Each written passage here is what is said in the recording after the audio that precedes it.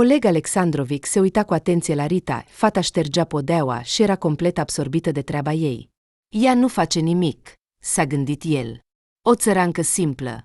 Îmi plac fetele ca ea. Poate că directorul unei mici companii ar fi continuat să-și privească angajata. Dar a fost chemat de adjunctul său și s-a îndreptat spre biroul acestuia. Oleg, a suspinat el, nu te mai lungi cu treaba asta. Săptămâna viitoare trebuie să livrăm o comandă, iar tu nu ai comandat-o încă. Jen, de ce te plângi? A privit șeful cu nemulțumire. Avem timp. E primul an în afaceri. Gennady Petrovic Clocau era cu aproape 20 de ani mai în vârstă decât Oleg și după câțiva ani de muncă împreună, deja se săturase de neglijența acestuia. Din cauza directorului, produsele nu ajungeau la clienți la timp, iar adjunctul se ocupa de problemele apărute. Gennady era un om experimentat și lucrase mulți ani în domeniul pieselor auto. Visa să iasă la pensie, dar mai avea de așteptat câțiva ani, așa că trebuia să-l suporte pe Oleg. Șeful a aruncat o ultimă privire spre femeia de serviciu. S-a oprit în fața ușii sale, ca și cum ar fi vrut să spună ceva, dar s-a răzgândit. Mă voi ocupa de asta mai târziu, a decis el. Trebuie să sun la bază, căci acest idiot Genca m-a săturat deja. Oleg Alexandrovic Martinov era fiul unui mare om de afaceri. Se poate spune că nu a cunoscut necazul în viața lui. La 27 de ani, tatăl său i-a dăruit o companie în care tânărul nu înțelegea nimic. De câteva ori, Martinov a devenit falit, dar tatăl său l-a scos de fiecare dată de la fund. La 33 de ani, a investit din nou în el, acum pentru ultima dată. Așa că Oleg a fost nevoit, voind sau nu, să se implice în tot. La început, a vrut să-și vândă afacerea, dar tatăl său l-a avertizat că nu va mai primi niciun ban de la el. Indiferent cât de mult s-a certat cu tatăl său, Oleg Alexandrovic a fost nevoit să se apuce de treabă pentru a nu rămâne fără nimic. Să sun la Sovca, poate? A rostit el cu voce tare, sau să-i sun direct pe Lera Victoria era, de asemenea, o opțiune. Bărbatul s-a gândit. Avea 37 de ani, dar încă nu se hotărâse să se căsătorească. Fetele din jurul lui erau mereu multe, așa că totul era în regulă pentru el. Leroca, salut! Și-a pus el picioarele pe masă. Ce mai faci, draga mea? Cu ce te ocupi? Oleg, unde ai dispărut? A răspuns ea. Nu mi-ai sunat de o săptămână. M-am îngrijorat. Se auzi o voce. Ești liber astăzi? Te voi aștepta. Bine, în aproximativ 2 ore voi fi la tine. A spus el cu o voce somnoroasă. Pregătește-te.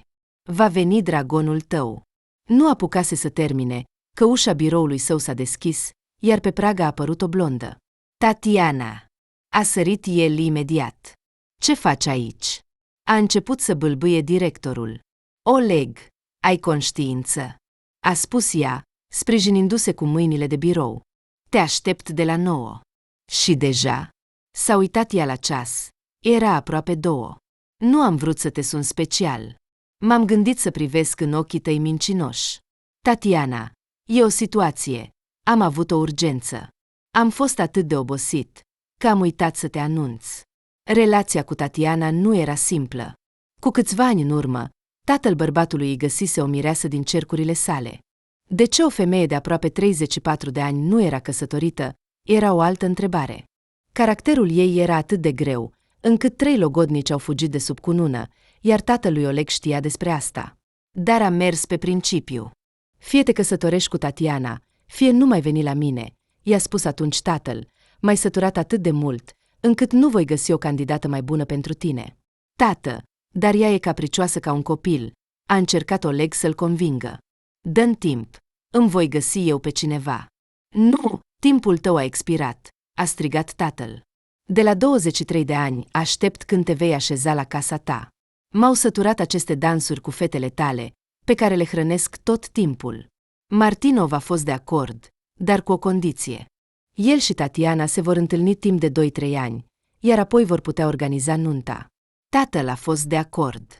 Nu minți, a strigat Tatiana, dar ce s-a întâmplat ieri? Ai uitat că ne-am înțeles să luăm cina împreună? Tatiana, iubita mea, s-a apropiat Oleg de ea. Îți promit că astăzi vom merge neapărat la cafea. Dar te rog, lasă-mă să-mi termin treaba. Blonda s-a uitat la el cu nemulțumire și, fără să spună nimic, a ieșit din birou. Pentru Tatiana nu ar fi fost o mare problemă să-și găsească pe cineva pe lângă și să se căsătorească, dar atunci tatăl ei ar fi privat-o de toată moștenirea. Așa că s-a prins de Martinov ca o sanguină și a decis că de data aceasta nu-l va lăsa să scape. Oleg nu a luat în considerare un lucru. Logodnica lui nu era o proastă. Martinov, în sfârșit, a făcut comanda și, într-o dispoziție bună, s-a îndreptat spre Lerat, ea l-aștepta deja cu nerăbdare. A ieșit pe stradă și s-a îndreptat spre mașină. Ei bine, acum te vom verifica, a șoptit Tatiana și a plecat după Martinov. Ea a luat intenționat mașina grădinarului, despre care Oleg nu știa nimic. Bărbatul, în așteptare, a ajuns la o casă. Tatiana s-a oprit cu câteva case înainte de el. Martinov a ieșit repede și a intrat în curte. Poarta era deschisă. Interesant. Cine locuiește aici? S-a gândit Tatiana, punându-și ochelarii și o pălărie. Dacă e ceea ce cred, o să-i fac eu o surpriză. Blonda a intrat fără intare în casa altcuiva. Din fericire, nu erau câini în curte. Se auzi râsul cuiva. Oaspetele s-a îndreptat în acea direcție. Printr-o ușă întredeschisă, a văzut cum Oleg săruta o fată cu părul închis la culoare. Așa deci. A deschis ușa. Ieșiți amândoi. Femeia nu s-a putut abține de la expresii. Oleg, ce faci aici? De ce ai venit? Am venit să văd ce face soțul meu în timpul liber. Oleg, cine este aceasta? Și pe ce bază sunteți în casa mea? Striga Lera. Am dreptul, a răspuns calm oaspetele. Dar tu ai dreptul să dormi cu logodnicul meu? Nu mă enerva. Dar cine ești tu, nenorocită? A sărit Valeria și s-a năpustit asupra oaspetelui. Ultima, se pare, nu era la prima ei experiență în astfel de situații. A prins-o imediat pe Lera de păr și a început lupta. Bietul Martinov nu știa ce să facă. Ați înnebunit. Încerca el să despartă iubitele sale. Opriți-vă! Din păcate, Oleg a fost prins pe neașteptate de Tatiana, iar aceasta, în loc să o lovească pe Lera în ochi, l-a lovit pe Martinov. Au! A strigat el cu voce tare și a început să-și protejeze ochiul stâng. Proastă! Aproape că m-ai lăsat fără ochi. Femeile s-au oprit în șoc. Ele se uitau la Oleg cu ură. Bărbatul s-a temut că acum amândouă se vor năpusti asupra lui. Așa, a sărit el, ascultați-mă cu atenție, a fost o neînțelegere. Tatiana, m-am întâlnit cu Lera înainte de tine. Nu știam că între noi va fi atât de serios. Mai ales că tu nu voiai să te căsătorești cu mine la început. Și într-adevăr, primele 6 luni, Tatiana s-a ferit de Martinov, până când tatăl ei nu a speriat-o că va rămâne pe drum. Bine, de data aceasta te iert, a fost de acord blonda. Dar dacă te voi mai vedea cu ea, te voi omor pe amândoi. Mi-ați înțeles? Oleg, pleacă, a spus Valeria cu frică, când Tatiana a plecat. E nebună. Uită-mă, altfel această proastă îmi va face ceva. Tatiana, mulțumită, mergea acasă. Era sigură că acum în viața lui Oleg nu va mai fi nicio Lera. Așa va fi și cu toate celelalte. A râs ea. Am mândrie. Și cu cât mai repede înțelegi asta, Oleg, cu atât mai bine pentru tine. Martinov s-a urcat în mașină și, fără să vrea, s-a uitat în oglindă. De groază, i s-a deschis gura. Ochiul său stâng nu se mai vedea. Era umflat și întunecat. Abia acum a simțit o durere puternică. Ce idiotă! A înjurat Oleg, dar îți voi face eu ție. S-a îndreptat spre locuința tatălui său. Oleg, ce s-a întâmplat? A întrebat tatăl său cu spaimă. Te-ai bătut? Când nu vei mai avea probleme. Nu, s-a uitat el cu răutate la el. A făcut-o logodnica ta. Vezi pe cine vrei să mă căsătorești? Dacă mă căsătoresc cu ea, mă va omor. Tatiana. Te-a bătut Tatiana. La început, Alexandru Igorevici a fost îngrozit, dar apoi a izbucnit în râs isteric. Trebuie să fie. Wow! Asta da! Îi voi strânge mâna pentru asta. Știi, Oleg, acum nu mai am nicio îndoială că Tatiana va fi soția ta ideală. O astfel de femeie te va ține în frâu. Ai înnebunit? S-a supărat fiul. Ea aproape că m-a lăsat fără ochi. Nu-ți pasă de mine. Martinov a trântit ușa cu furie și a ieșit din casa părinților. La fel de idiot ca ea. Să se căsătorească cu ea. S-a atins cu grijă de ochi și a strigat de durere. Poate că ar trebui să-i fac plângere la poliție și atunci mă voi scăpa de ea pentru totdeauna, s-a gândit el pe drum. Dar la ora 7 seara, Martinov, ca un soldat, stătea cu Tatiana în cafenea. Fata zâmbea. Bine, iartă-mă. Această lovitură nu era pentru tine, ci pentru iubita ta, a râs ea. Cred că după acest incident toate amantele tale vor fugi. Foarte amuzant, a răspuns Oleg cu nemulțumire. Și oricum, până nu ne căsătorim, fiecare dintre noi va avea viața lui. Lasă-mă să mă bucur puțin de libertate. Oleg, amintește-ți, nu poți avea pe nimeni în afară de mine, ai înțeles? L-a privit ea sever pe logodnic. Martinov s-a întors acasă fără chef. Voia atât de mult să meargă noaptea la Sofia, dar nu a vrut să riște. În primul rând, fața lui lăsa de dorit. Și, cel mai important, Oleg a început să se teamă puțin de Tatiana. Ce-ar fi dacă ar putea să sară dintr-un colț și să se năpustească asupra lui? Bine, se va calma puțin și voi merge la Sofca, a decis bărbatul și s-a uitat din nou la vânătăile sale îngrozitoare. A doua zi, întreg biroul era în șoc de ceea ce s-a întâmplat cu directorul. Angajații șopteau din colț în colț. Salut! Oleg! Adjunctul său a intrat și, din surpriză, a sărit. Se pare că ai avut o noapte plăcută cu logodnica ta. Observ că a fost tumultoasă. A vrut să glumească, dar Martinov l-a privit cu răutate. Gennadi Petrovic a schimbat subiectul. Mâine vor veni contractele de la atelier. Vei fi aici până la prânz? S-a uitat el la șef. Da, a răspuns Oleg în șoaptă. Gen, asigură-te că mă aduc copii ale chitanțelor anterioare. Tatiana a insistat ca vineri să fie la el. Martinov nu era pregătit să se întâlnească atât de des cu ea. Voia romantism. Sofia nu ieșea din capul lui, iar Victoria ar fi fost de asemenea de acord să se întâlnească cu el. Astăzi este miercuri, s-a gândit Oleg. Poate că mâine voi reuși să scap la Sofca. Cred că nu mă va urmări încă. Oricum, a făcut ce mi-a făcut cu ochiul. Martinov a dus o viață iresponsabilă de la 18 ani. Probabil că nu ar fi fost suficient un caiet pentru a nota toate numele fetelor cu care s-a întâlnit de-a lungul timpului. Asta era esența lui. Fără atenția feminină, pur și simplu nu putea. Așa că, oricât de înfricoșătoare ar părea Tatiana, Oleg nu putea fi oprit în acest sens. Telefonul a sunat. Martinov a sărit. Salut, dragule, ce mai faci? S-a auzit vocea Tatianei. Mă îngrijorez pentru ochiul tău. Poate ar trebui să mergem împreună la doctor? Nu, a răspuns imediat Oleg. Tatiana, mulțumesc. Sunt bine. Scuză-mă, dar sunt foarte ocupat acum. Vorbim mai târziu. Și a închis. Idiotă. Vrea să mă ajute.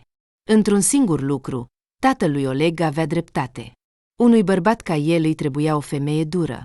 O moale nu s-ar fi descurcat cu el. Pur și simplu, dacă ar fi fost așa, Martinov s-ar fi căsătorit de mult. În acea zi, a rămas la birou, toată lumea plecase, dar Oleg continua să stea în biroul său. Se simțea mai în siguranță la muncă decât acasă.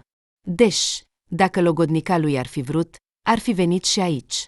Se auziră niște foșnete. Martinov a ieșit. Ah, voi! Bună ziua! L-a salutat el pe femeia de serviciu. Șeful și-a amintit că i-a permis să facă curățenie la orele care îi conveneau. Așa că uneori fata venea dimineața, erau zile când lucra seara, și se întâmpla să vină și în timpul zilei. Oleg Alexandrovic s-a simțit puțin mai bine.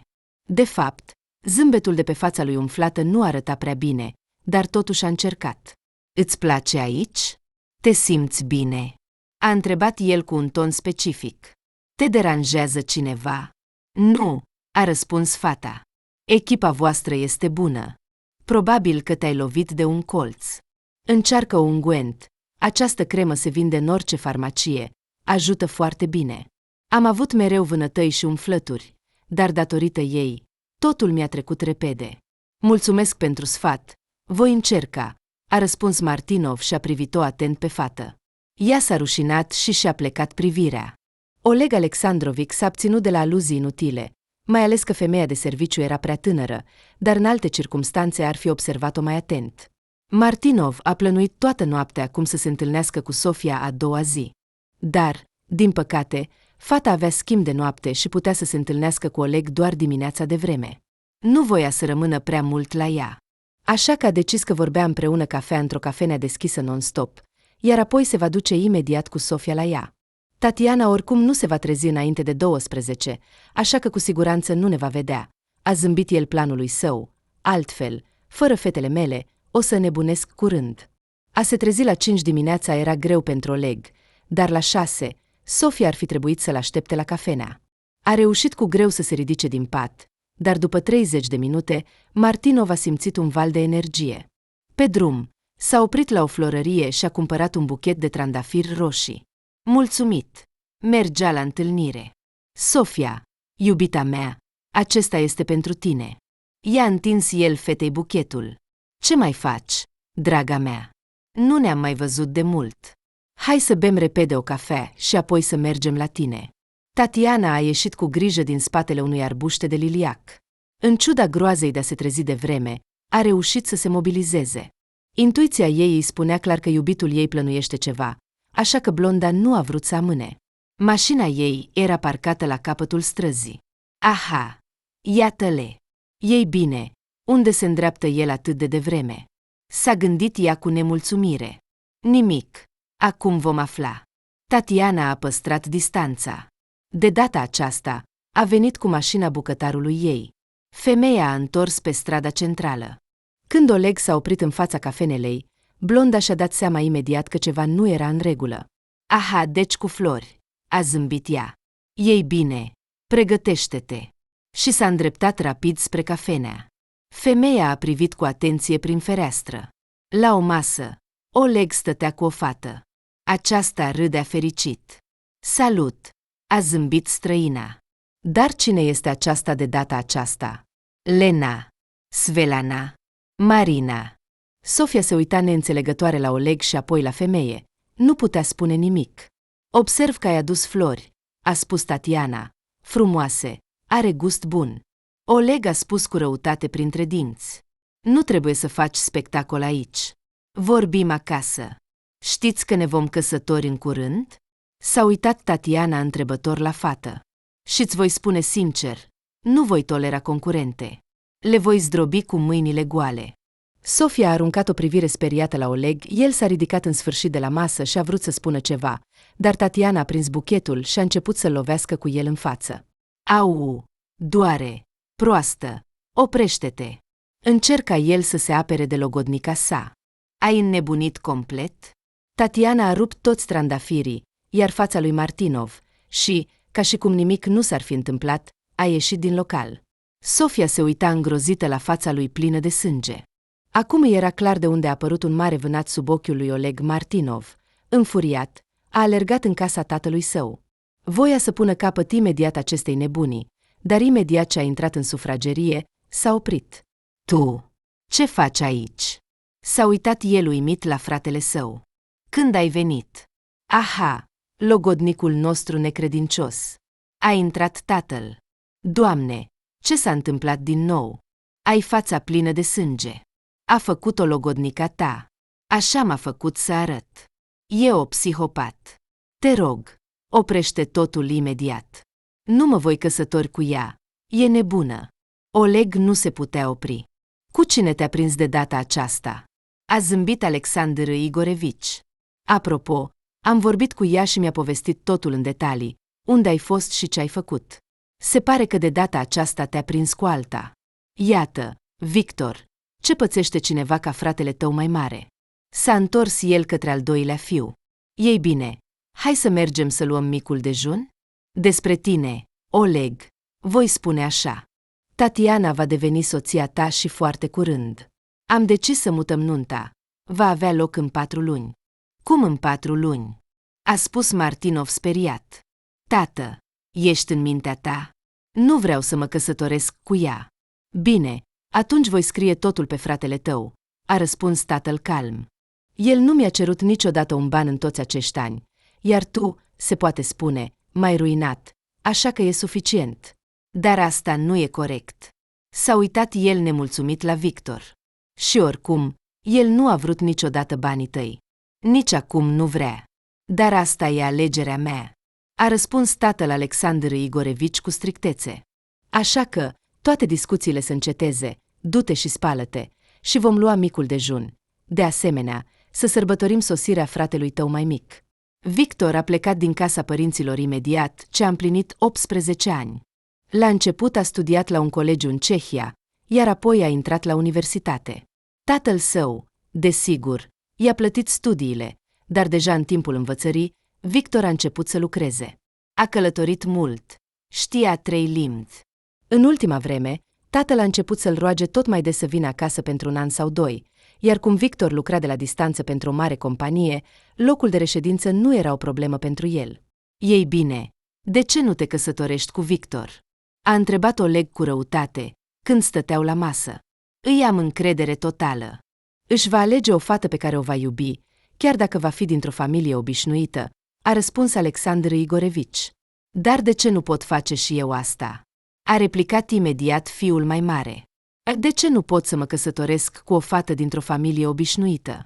Ai putea și nu odată, a spus tatăl rece. Dar, după cum îmi amintesc, Lena, cu care voiai să te căsătorești, ți-a plăcut într-un moment, iar apoi a fost Liza, apoi Natasha, să-ți enumăr pe toți? Toate erau din familii obișnuite, dar tu nu te-ai căsătorit cu niciuna dintre ele. Problema nu este la ele, ci la tine. Martinov se uita la fratele său din colțul ochiului. În interiorul lui totul fierbea, iar fața îi dădea dureri. Nu se poate spune că era apropiat de fratele său. Între ei erau aproape 8 ani diferență, iar în timpul studiilor sale nu vorbeau prea des. Nu-i plăcea nici că tatăl său nu i-a spus nimic despre sosirea fratelui. Oleg a început să se îngrijoreze, căci era sigur că totul îi va reveni lui. Victor a refuzat de mult timp orice proprietate a lui Alexandru Igorevici. O să vin pe la tine, i-a spus Oleg fratelui la despărțire. Oricum, nu am nimic de făcut câteva zile. Victor, acum sunt foarte ocupat. Poate mai aproape de seară, a suspinat el. Martinov nu voia deloc să-l vadă pe Victor la biroul său, dar nici să-i refuze direct nu putea. Sperase că după cuvintele sale, fratele nu va mai dori să vină la el. Dar cât de surprins a fost când, în aceeași seară, Victor a apărut în compania lui. Era aproape 6 când a bătut la ușa biroului lui Oleg. Victor! A sărit el din surpriză. Ce faci aici? Directorul s-a străduit să nu-și arate neliniștea. Toată lumea plecase când frații au terminat discuția. Victor se pregătea să plece acasă.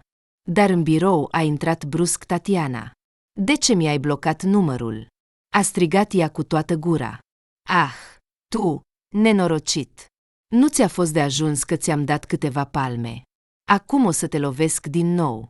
Femeia a prins câteva documente de pe birou și a început să lovească pe Martinov în cap. Victor s-a recuperat repede din șoc și a prins-o pe blondă. Victor, știi ce a făcut acest idiot? A plâns femeia. Nu-i așa că e un câine? O să distrug toate amantele tale. L-a amenințat ea pe Martinov cu pumnul. Tatiana, hai să bem o cafea, să ne calmăm. A prins-o de braț pe Victor și au mers spre bucătărie. Știi, cel mai înfricoșător lucru este că îl iubesc pe acest idiot, i-a mărturisit femeia. La început, s-a gândit că va fi o căsătorie din interes, dar tatăl ei nu o va priva de moștenire. Dar cu 6 luni în urmă, a realizat că s-a îndrăgostit de acest idiot. Știi cât de dureros este să realizezi că are pe altcineva, a plâns ea. Tatiana, dacă nu l-ai iubi, ți-aș fi spus imediat să-l lași. Dar inima nu ascultă. Poate că el este într-adevăr soarta ta, a suspinat el. Nu știu. L-a îmbrățișat pe Victor și a plâns și mai mult. Aș fi gata să-i dau viața. Iar el. Bărbatul a mângâiat-o pe păr și a încercat să o liniștească. După câteva minute, Tatiana s-a liniștit. Oleg a intrat în bucătărie. Bine, hai să mergem acasă. S-a apropiat de logodnica sa și a îmbrățișat-o. Victor, acum va veni femeia de serviciu. Te rog, așteaptă-o. Ea va închide biroul. Paza va veni târziu. Tatiana și Martinov au plecat, iar Victor a rămas gânditor în bucătărie. Îi părea rău pentru femeie. Să iubești pe cineva ca fratele său era foarte greu. Oleg era o persoană nesigură, iar Victor înțelegea că, chiar și după ce se va căsători cu Tatiana, cel mai probabil va continua să o înșele. Da, fără dragoste nu se poate construi o familie, a suspinat bărbatul. Dar așa cum trăiește Oleg, nici asta nu se poate. Asta corupe nu doar trupul, ci și sufletul. Pentru așa ceva, mai devreme sau mai târziu, trebuie să plătești. Victor nu și-a imaginat niciodată o relație fără dragoste. În Cehia a avut o fată. S-au întâlnit timp de 3 ani. Bărbatul putea spune cu toată încrederea că o iubea, dar nu au reușit să rămână împreună. Odată, ea a spus că a întâlnit băiatul visurilor ei. Câțiva ani, băiatul a fost foarte îngrijorat, dar timpul a trecut și s-a liniștit. Dar Oleg a fost întotdeauna diferit. Fetele l-au interesat, probabil, de la 16 ani. Victor a tresărit. Ușa s-a închis cu zgomot. În birou a apărut o fată. S-a speriat de oaspete. De obicei, la acea oră, în birou nu mai era nimeni, poate doar proprietarul. Nu te teme, te-am așteptat. Ești femeie de serviciu? A spus bărbatul calm. Eu sunt fratele lui Oleg Alexandrovici. El a plecat mai devreme astăzi. Bine, a răspuns ea și a plecat să se schimbe. Bărbatul i s-a părut bun. Victor s-a pregătit să plece acasă, dar, văzând-o pe Rita, s-a oprit. Nu știa de ce, dar voia să vorbească cu ea. Lucrezi târziu, a zâmbit el, sau mai lucrezi și în altă parte. Cu un singur salariu de femeie de serviciu nu poți trăi acum. Așa este. Oleg Alexandrovici mi-a permis să vin când pot. În plus, mai lucrez și ca bonă. Am grijă de un copil de 3 ani. Ei bine, probabil știți, îl duc și îl iau de la grădiniță.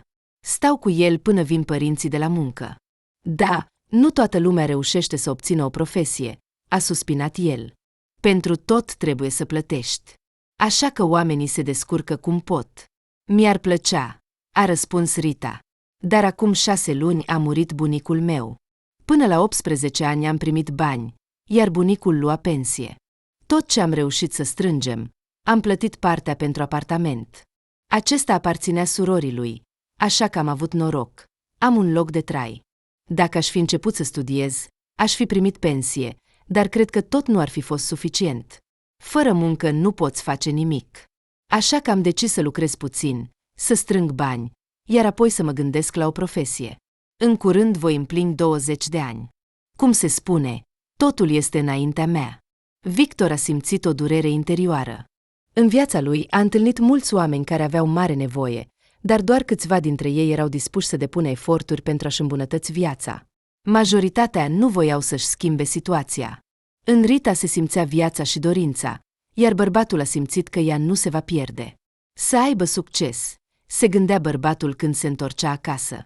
Numai cei care cer primesc, cei care sunt dispuși să schimbe ceva. Victor și-a amintit de sine. De îndată ce a împlinit 12 ani, a decis că banii nu vor fi niciodată scopul vieții lui. Tatăl său nu era zgârcit, dar a avut întotdeauna o pasiune. Victor dorea să-și concentreze toate forțele asupra extinderii orizontului său, asupra obținerii experienței de viață. Banii au fost întotdeauna la el. Bărbatul a muncit cinstit, iar pentru asta șeful său l-a respectat. Rita s-a întors acasă. Discuția cu fratele directorului a lăsat o impresie profundă asupra ei. Ea, cât se știe, a dorit întotdeauna să învețe. Fata s-a așezat pe canapea și a privit apartamentul ei. Era într-o stare deplorabilă. Rita și bunicul au visat mulți ani să facă reparații, dar Lidia Pavlovna, mătușa fetei, în ciuda vârstei, s-a dovedit a fi o persoană zgârcită și inumană. Odată, a venit în vizită la ei. Ei bine, Jora, voi vinde partea mea din apartament, așa că în curând veți avea vecini, a zâmbit ea viclean. Lid, dar ce spui? Oameni răi vor cumpăra partea ta. Cum vom avea de-a face cu ei? A privit-o nedumerit fratele. Ei bine, dacă nu vrei să vând partea mea unei persoane străine, atunci cumpără-o tu, a spus ea cu ironie în voce și a numit suma. Bunicul a fost pe punctul de a cădea din pat. El era bolnav de câțiva ani. Bărbatul a cerut nepoatei să-l ajute să se așeze. Lid, dar nu merită atâția bani, a spus el în cele din urmă. De unde să-i luăm? Ei bine, nu există și nu există, a suspinat sora. Înseamnă că voi pune partea mea la vânzare. După plecarea ei, bunicul și nepoata s-au ținut de cap. Nu știau ce să facă. Dacă vând partea lor, acești bani nu ar fi fost suficienți pentru o garsonieră și ar fi trebuit să adauge la fel de mult. Câteva zile, Georgi Palic nu a putut rezolva această problemă. A trecut în minte oamenii care l-ar putea ajuta. În afară de fostul său șef, care trăia foarte bine, nu putea să-și amintească pe altcineva. Și, spre surprinderea lui, acesta a fost de acord să împrumute o astfel de sumă pentru câțiva ani. Așa că bunicul Ritei a dat tot ce aveau și a mai luat și un împrumut. Bătrânul era foarte îngrijorat. Dorea să se achite înainte de moartea sa și cu 3 luni înainte de moarte, în sfârșit, bunicul și Rita s-au achitat cu fostul său șef. Dar până acum, fata nu avea nicio posibilitate de a face măcar o reparație cosmetică. Dacă aș avea acum bani, aș merge să studiez, a spus Rita. Nu voi spăla podele toată viața, nici nu-mi doresc. S-a ridicat și a început să pregătească cina. Era din produse foarte simple. Poate că dimineața voi găsi ceva? Sau un weekend? Se gândea ea. În weekend, uneori, copilul este lăsat, așa că nu voi putea. Dar nu vreau să renunț la Kiril. Părinții lui îmi plătesc bine. În general, oricum m-aș răsuci în minte, Rita a realizat că acum nu poate schimba nimic. Rita a scos o carte veche a bunicii despre broderie. Fetei îi plăcea să facă ceva cu mâinile ei. Broda destul de bine. Rita a adus cercurile ei și a continuat să brodeze o floare. Această activitate o calma. Și, de asemenea, era de dublu folos. Pe de o parte, mâinile brodează, iar pe de altă parte, mintea gândește. Interesant, oare cândva mă voi căsători, s-a gândit ea, mi-ar plăcea o familie, copii. Dar unde să găsesc o astfel de persoană, care să fie curată la suflet și deșteaptă? Interesant, există astfel de oameni? Deci fetei se părea că bunicul ei, Georgi Pavlovic, era o persoană bună, el a crescut-o de la 3 ani. Soția lui a murit înainte de fiica sa. Iar când Oxana a rămas însărcinată, tatăl ei nu s-a opus, a acceptat copilul ei. Dar cumva și viața ei a plecat. Fata l-a iubit foarte mult pe un băiat, iar el a părăsit-o. Fie că era o durere fără ieșire, fie o tristețe, dar după ce Oxana a născut-o pe Rita, ea a început să se stingă rapid. Când fata s-a dus la doctor, i-au dat doar câteva săptămâni. Așa că mica Rita a început să trăiască singură cu bunicul. Dar fata nu s-a plâns niciodată de asta. El o iubea. Georgi Pavlovic nu a fost zgârcit niciodată cu nepoata sa. A făcut tot ce a putut. Oleg a dus-o pe Tatiana acasă târziu. Voia să rămână cu ea, dar femeia a decis să se întoarcă acasă. Ziua ei s-a dovedit a fi foarte grea. Probabil că tatăl are dreptate, se gândea Martinov. Nu am nevoie de Lera, nici de Sofia, nimeni. Nu pot spune că o iubesc pe Tatiana, dar se vede că nu-i sunt indiferent, iar asta e cel mai important. Are destui bani, așa că nu vrea să se căsătorească cu mine din cauza lor, ceea ce nu se poate spune despre celelalte iubite ale mele. Și părinții ei o vor. Ea este, desigur, impulsivă și nervoasă, dar totuși. Se întindea pe pat și se gândea serios la viitorul său. Fața lui s-a mai dezumflat, așa că durerea nu mai provoca atât de multe neplăceri. Tatiana, ce fată! Și-a atins ochiul. Trebuia să-mi iau așa un ochi. Și încă cu toată puterea. Nu orice bărbat ar putea să facă asta, iar eu, și gata. A râs el în gând. Poate că e mai bine că e atât de neascultătoare. În noaptea aceea, Martinov a dormit fericit. A doua zi, în ciuda feței umflate, bărbatul se simțea bine. Cântă ceva pe drum, Tatiana a făcut deja un apel de control, așa că totul era liniștit. Ești de vreme astăzi, a sărit Oleg Alexandrovici de surpriză când a văzut femeia de serviciu. Bună dimineața! Da, a râs ea. Nu am putut dormi. Așa că am decis să fac curățenie de dimineață. Și totuși, natura de seducător a lui Martinov a învins și s-a apropiat de fată. Rita, trebuie să discutăm cumva afacerile noastre la cafea. S-a uitat strict la ea, căci în birou nu reușim deloc. Mai avem și ceva muncă, așa că am vrut să-ți propun, desigur, pentru o plată suplimentară. Mulțumesc, cu plăcere, s-a bucurat femeia de serviciu. Bine, atunci spunem când trebuie să ne întâlnim. Martinov a dat din cap aprobator și s-a dus la biroul său. Înainte de a intra, s-a uitat din nou la Rita. Ei bine, cu ea în birou putem face ceva. Tatiana cu siguranță nu va afla despre asta. S-a apropiat din nou de femeia de serviciu. Am uitat să-ți mulțumesc pentru masă. Ajută foarte bine. Fata a zâmbit și a continuat să șteargă praful. În curând, angajații ar fi trebuit să vină la muncă. Femeia de serviciu se grăbea. Rita, fericită, mergea acasă. Nu putea să-și imagineze ce i-ar putea propune directorul. Dacă munca va fi pe toată ziua, cu un salariu bun, atunci mă voi despărți de copil și probabil și de femeia de serviciu, se gândea ea. Oricum, Rita verifica aproape în fiecare zi anunțurile de muncă noi. În principal, se căutau vânzători, dar fata nu dorea să lucreze cu banii. Din neexperiență, ar fi putut fi ușor păcălită. Era deja aproape 8 când Rita a luat-o pe Chiril și l-a dus la grădiniță. Mama lui de obicei îl lua pe copil în jurul orei 6. Uneori băiatul era bolnav, iar fata lua la ea pentru toată ziua, orele suplimentare fiind întotdeauna plătite. Rita a ieșit din grădiniță. Astăzi voia să meargă la bunicul ei la cimitir. În ultima vreme nu reușise, dar astăzi nu a amânat călătoria. A cumpărat câteva. Bunicul le iubea foarte mult.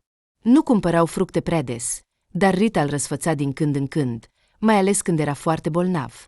Fata i-a salutat pe toți cei prezenți. Aici erau și bunica, și mama, dar cum nu le știa, Georgi Pavlovic era pentru ea cea mai apropiată persoană. Uneori, Rita simțea o dorință puternică de a-și găsi tatăl, dar înțelegea că el nu era nimeni, o persoană străină, nu avea ce să-i povestească. A început să plouă. Augustul era pe sfârșite. Fata s-a grăbit spre stația de autobuz. Rita a ajuns acasă și a realizat cât de obosită era.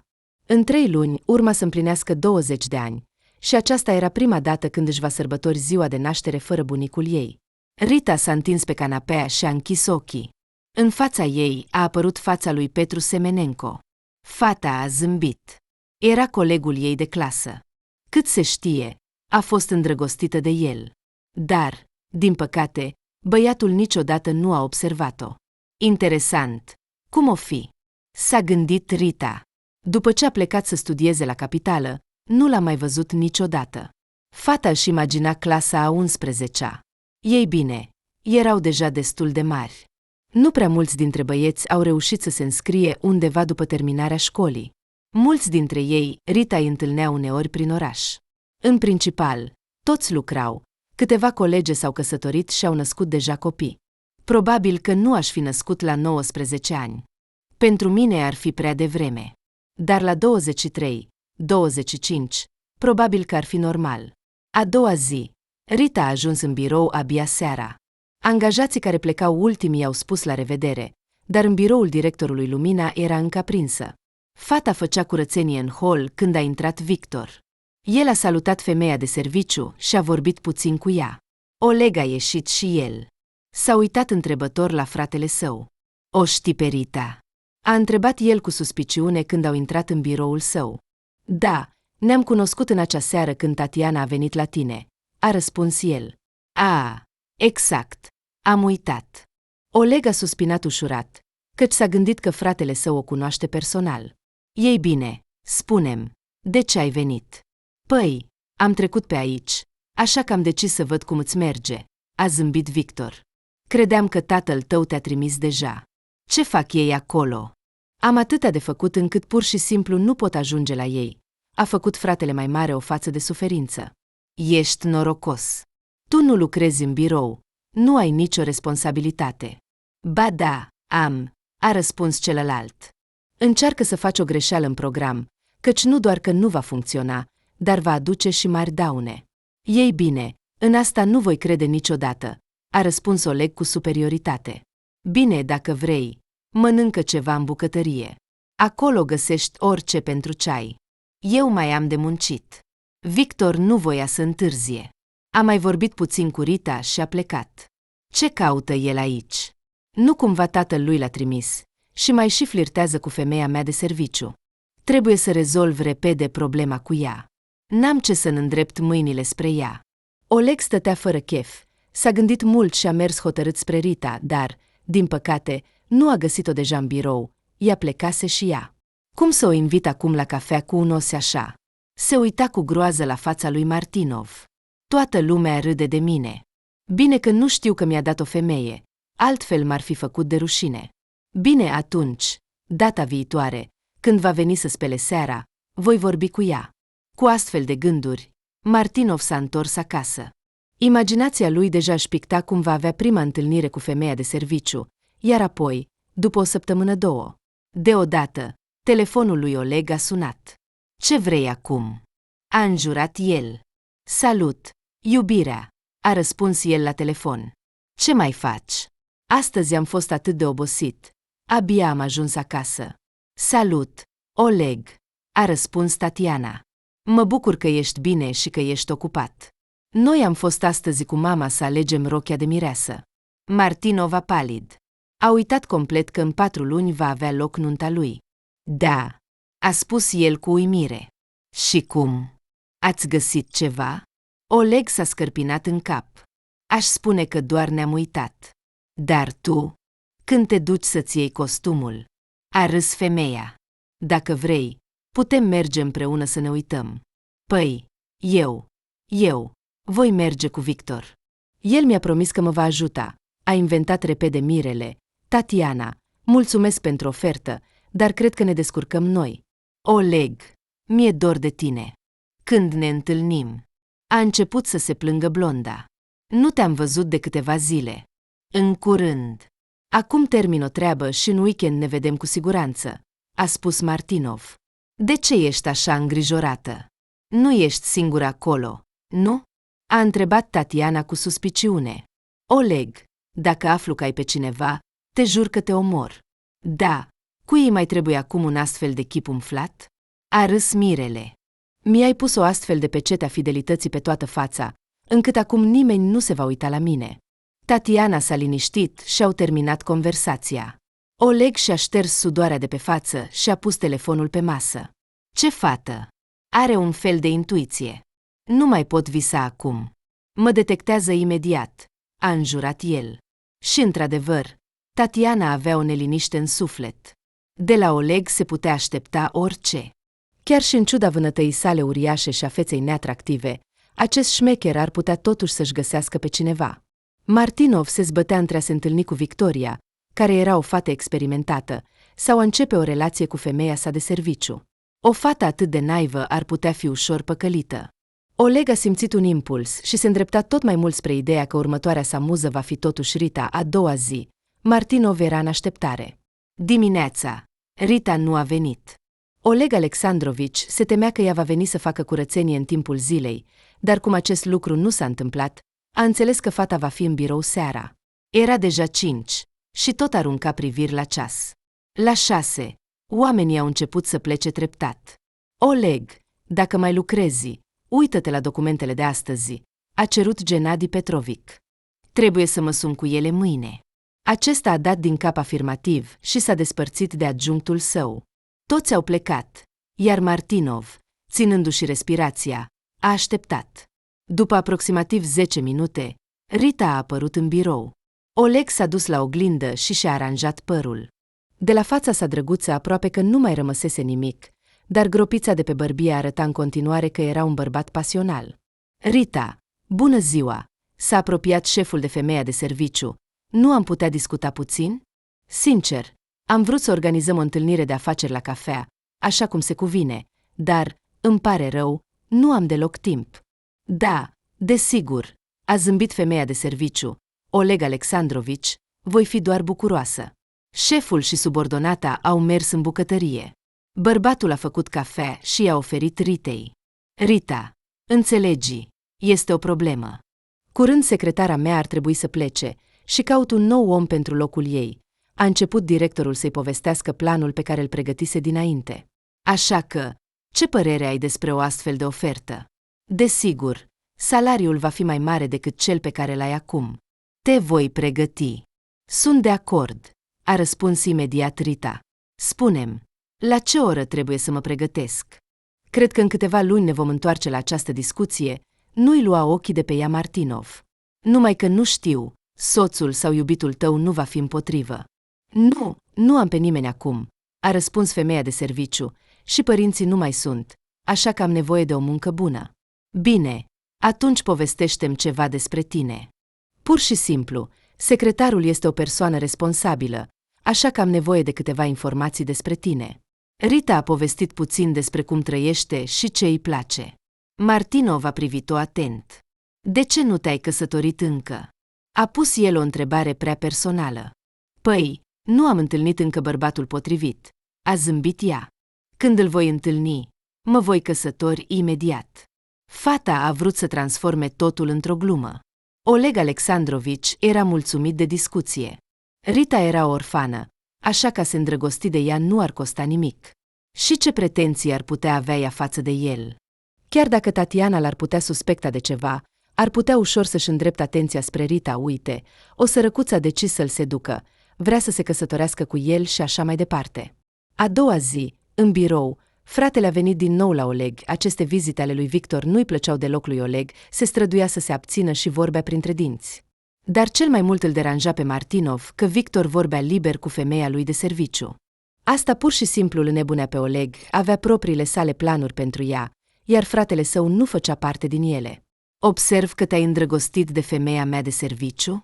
L-a salutat Oleg pe fratele său. Niciodată nu m-aș fi așteptat de la tine, dar ea e o sărăcuță. Oleg, ce? O persoană care nu are bani nu poate fi bună? A întrebat fratele său nedumerit. Rita este o fată bună și ca om îmi place foarte mult. Numai să nu-mi spui că ai putea să te căsătorești cu așa ceva. A râs Oleg și s-a uitat nervos la el. Dar nu asta e problema, a răspuns celălalt. Poți pur și simplu să comunici cu o persoană. Rita, în ciuda vârstei sale fragede, are o minte sănătoasă, iar asta este întotdeauna foarte valoros. Bine, a râs fratele mai mare. Ajunge. Așa că spunem că nu ai refuzat să petreci o noapte cu ea. Oleg, pe cuvânt, ai doar un singur gând. Spune-i mulțumesc că în viața ta a apărut Tatiana. Cum te mai suportă? Dar nu trebuie să știe despre toate cuceririle mele, a spus Oleg. Bine, hai, trebuie să finalizez un contract.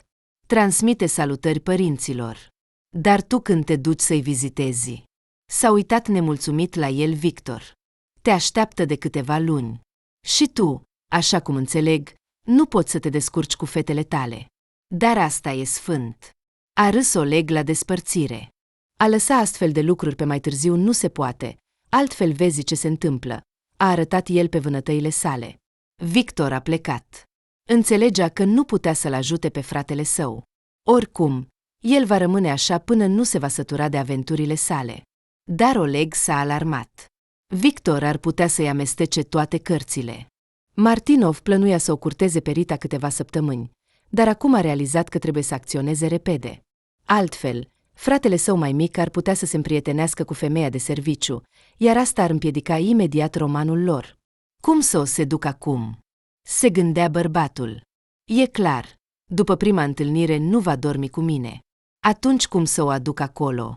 Nu am alt loc în afară de acest birou. Nu o voi duce la hotel. Ea va înțelege imediat totul. Mintea lui fierbea. Cu cât își dădea seama de inaccesibilitatea Ritei, cu atât o dorea mai mult. După câteva zile, ea a devenit obsesia lui. Martinov era constant în visuri. Oleg a sunat vineri seara pe Tatiana. Ei bine? Ne-am înțeles pentru astăzi. Ar trebui să vin la tine sau tu să vii după mine? Uf, am uitat complet. Tatiana, îmi pare rău. Dumnezeule! În curând voi pierde capul din cauza muncii mele. Totul, trebuie să plec, să pun un director în locul meu și să conduc de la distanță. Ei bine, ce să fac? Nu l-a lăsat să vorbească femeia. Vii. Aștepta răspunsul lui. Da, a spus în cele din urmă Martinov. Așteaptă-mă la tine. Vin în aproximativ o oră. Și a închis telefonul. Era foarte nemulțumit. Seara aceasta ar fi trebuit să o petreacă în compania Ritei. Din păcate, Tatiana nu l-ar fi lăsat în pace, așa că pentru Oleg era mai bine să nu o supere acum. Nu se știe ce ar putea să-i facă Ritei. Câteva seri vom vorbi în birou, iar apoi o voi verifica, se gândea Martinov, apropiindu-se de logodnica sa. Tatiana îl aștepta deja. A sărit repede în mașina lui. Ce mai faci, iubirea? A sărutat-o pe blonda sa. Mi-a fost dor de tine. Ochii lui străluceau. Și mie. Doar dă-ne puțin timp să ajungem și-ți voi arăta. A râs. Tatiana s-a uitat la el cu flirt. A făcut o față misterioasă pentru a aprinde și mai mult pasiunea iubitului ei. Martinov nu a regretat noaptea romantică cu logodnica sa. Tatiana l-a iubit cu adevărat, dar în mintea lui era mereu Rita, Oleg nu putea să o alunge. Bine, diseară voi vorbi cu ea. Gândurile îi zburau prin cap lui Martinov, când, a doua zi, mergea la muncă. Tatiana îl lăsase pe la 10, iar acum, în sfârșit, putea să viseze la Rita în acea zi. Treburile lui Oleg Alexandrovici nu mergeau bine. Era atât de distrat, încât totul îi cădea din mâini. Oleg, ce ai? Te-ai îmbolnăvit? A întrebat, confuz, adjunctul său. Sau ai probleme cu ochii? Poate din cauza vânătăii tale? Gennadi Petrovic se uita cu groază unde își punea Martinov semnăturile. Șeful nu i-a răspuns nimic, doar a cerut să-i aducă noi exemplare ale contractului. Poate ar trebui să-i dau flori azi? Se gândea Oleg. După ce pleacă toți, pot să fug la magazin? Nu, dar dacă vine Tatiana la muncă? Mă doare fața de la trandafirii de săptămâna trecută. Ce să fac? Era deja începutul orei 7, dar Martinov nu găsise o soluție. A așteptat menajera și s-a apropiat de ea. Rita era puțin stânjenită. Ei, cum îți merge? A întrebat-o directorul. Te-ai răzgândit în legătură cu propunerea mea? Nu. De ce? A răspuns fata. Am nevoie de un loc de muncă normal. Vreau să obțin o profesie. Și dacă acum pot să strâng suficienți bani, poate că voi reuși să mă înscriu la cursuri de zi. Și ce ai vrea să devii? Martinov s-a uitat la ea cu interes. Poate că încă nu m-am decis, a suspinat Rita. Mai întâi am nevoie de bani, iar apoi pot să văd ce facultate pot să urmez. Totul depinde de costuri. Deci vrei să fii o femeie independentă? Probabil ești o carieristă? A râs el. Știi, fratele tău m-a inspirat. E foarte interesant să vorbești cu el. Știe atât de multe, că poți vorbi cu el ore întregi. A zâmbit menajera. Victor? A întrebat bărbatul. Au găsit pe cine să laude. El nu a muncit prea mult în viața lui. Nu ca mine, care stau aici toată ziua. Nu am timp nici pentru mine, nici pentru a-mi întemeia o familie, așa că nu pot fi de acord cu tine. Martinov s-a întors nemulțumit în biroul său. Acest Victor era deja sătul de el. Și, în general, de ce s-a întors acasă? Rita vorbea doar despre el. Oleg Alexandrovici nu-i plăcea deloc asta. O menajeră oarecare nu-l apreciază. Ce idiot! De ce te bagi în treburile mele? A strigat Oleg. De ce te tot bagi? Te agăți de Rita, așa că trebuie să fac ceva urgent în legătură cu asta. Martinov s-a apropiat din nou de Rita, privindu-i cu atenție ochii. Fata s-a rușinat. Rita, mi se pare că ești făcută pentru fericire, a spus bărbatul, neașteptat. Pur și simplu nu vezi din exterior nici frumusețea, nici inteligența ta. În trecut, din cauza unor femei ca tine, cavalerii își dădeau viața în turniruri. Oleg Alexandrovici, ce spuneți? A răspuns fata, rușinată. Eu? Cea mai obișnuită. Există fete mai frumoase. Îți spun asta ca bărbat. A atins-o brusc de mână. Rita a sărit de lângă el, ca și cum ar fi fost arsă. Martinov a realizat că a exagerat, așa că s-a întors și a plecat imediat. Idiot! Trebuie să fiu mai atent cu ea, se certa el pe sine. Dacă nu era Victor, totul ar fi mers conform planului. Ce urăsc eu pe el? Rita nu se putea liniști. Inima ei bătea nebunește. Nu-i plăcea ce a făcut șeful astăzi. Doamne, ce vrea de la mine? S-a speriat ea. Poate că vrea să devin secretara lui, ca apoi să aibă o relație cu mine? Nu am nevoie de așa ajutor. Rita a alergat repede acasă, simțindu-se foarte neplăcut. Directorul o trata ca pe un obiect și ea simțea asta. Fata a decis să aștepte puțin, și dacă Oleg Alexandrovici va face din nou ceva de genul acesta, se va da demisie. Poate că el crede că, dacă nu am pe nimeni, nu mă pot apăra? A spus ea toată seara cuiva. Atunci se înșală. Nu voi permite să mă joace. Nu am nevoie de nimic de la el. Martinov a realizat că astăzi a făcut ceva greșit și acum între el și Rita era o prăpastie întreagă. Bărbatul se întorcea acasă furios. Vroia deja să o sune pe Victoria, dar s-a oprit la timp. După câteva minute, a auzit un apel de control. Salut, dragul meu, mormăia Tatiana. Cum a fost ziua ta azi? Rău, a răspuns Oleg cu o voce moale. Un furnizor ne-a păcălit. Am petrecut toată ziua cu asta. Poate ar trebui să vin la tine și să te ajut să te aduni? A spus femeia seducător. Promit, totul va fi ca ieri, sau poate chiar mai bine. Tatiana, pot să rămân singur azi? Îmi pare rău, dar nu am dispoziție. A mormăit Martinov și, după ce s-a despărțit, a închis telefonul. Nu aveam nevoie de mine astăzi. Aproape toată noaptea, Oleg a plănuit un plan viclean. Înainte de a pleca la muncă, a aruncat o sticlă de vin în pachet. Bine, dacă vine diseară, voi pune în aplicare acest plan, a decis el. Dar înainte ca menajera să ajungă la biroul lui Martinov, a apărut fratele său mai mic. Oleg Alexandrovici s-a făcut brusc alb de furie. Ești aici pentru afaceri? A aruncat el. Dacă da, spune-mi, că aici e un haos. Nu pot să dorm noaptea. Nu, am venit doar să vorbesc cu Rita. Ea nu a venit încă? A răspuns calm Victor. Am adus laptopul meu vechi. Am câteva documente pe el. Așa că am decis să o ajut pe fată. Nu am nevoie de el, așa că îl voi aduce azi. Rita este determinată. Poate că o va ajuta să se înscrie și să învețe. Ce? Am înființat un fond de caritate aici, a spus fratele mai mare cu furie. Sau o mituiești ca să te culci cu ea. Ești idiot, Oleg, de-a lungul anilor, nu ai câștigat mai multă inteligență. A spus bărbatul și a ieșit din birou. A văzut că Rita a venit. A luat pachetul său și a scos laptopul. Victor, e atât de scump. Nu pot să-l accept ca dar, a spus menajera, surprinsă. Rit, dar dacă pot să te ajut, de ce să nu profiți de asta? Nu cer nimic în schimb. O fac din inimă. Ia-le și folosește-le. Fata, fericită, a pus laptopul înapoi în pachet și s-a apucat de curățenie.